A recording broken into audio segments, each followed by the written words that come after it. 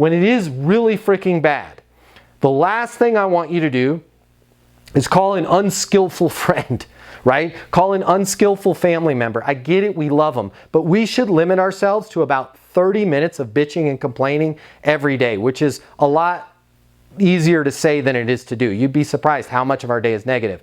What I do is I go take a walk, right? And I don't take my phone with me. And on that walk, I think about, okay, will this matter in a month? Will this matter in 2 months? Will this matter in 5 years? Am I doing everything that I need to do to be on my plan for a year, for 5 years, for 10 years, for 20 years from now? And I suddenly start to realize, man, this is going to be okay.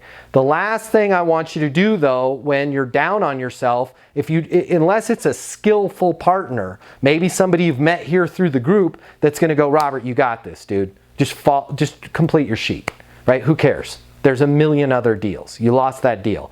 Go get another one, right? If you're gonna call somebody that's like, oh my God, I lost a deal too. The world is falling apart, right? We've had some major time in the last 20 years. We've had 3 or 4 times where most of the people have been walking around going, well, world's coming to an end. Might as well not pay my mortgage, right? And they're all screwed right now, right? So don't call any of those people because they're going to tell you how bad it is. Just stay centered, and sometimes, and we talk about this in the training portal, sometimes just taking 5 minutes without your phone, doing a little lap around the house or a lap around the office or a lap around the neighborhood will set you right. And if it doesn't, wake up tomorrow, do your goal sheet, and do your plan.